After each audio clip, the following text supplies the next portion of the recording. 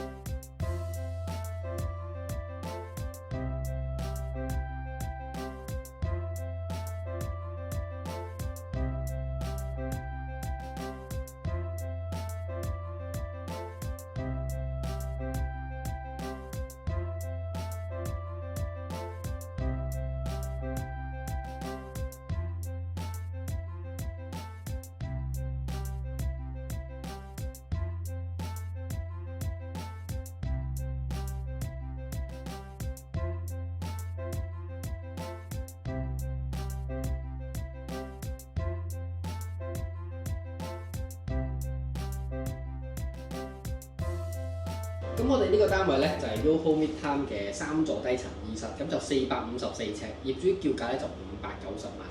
咁啊，你覺得呢個單位符唔符合你嘅預算同埋感覺啊？可能因為有啲家私咧，我覺得一睇入嚟咧就好屋企嘅感覺，好似即係你起碼知道啲位係點樣擺咁樣，好似舒服啲啊望落去。同埋其實佢採光度都夠，因為你見到啲陰影、啲太陽嗰啲都曬緊入嚟。同埋入嚟好似熱啲咯呢度，跟住個廚房就細啲，但係都夠嘅，都有洗衣機啊、焗爐嗰啲嘢，個雪櫃都夠大。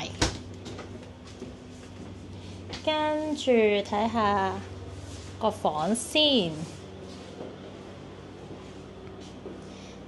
呢間房好似大啲咯，大過頭先少少，大過頭先嘅細房。呢間房都好方正，好容易擺位，都幾好。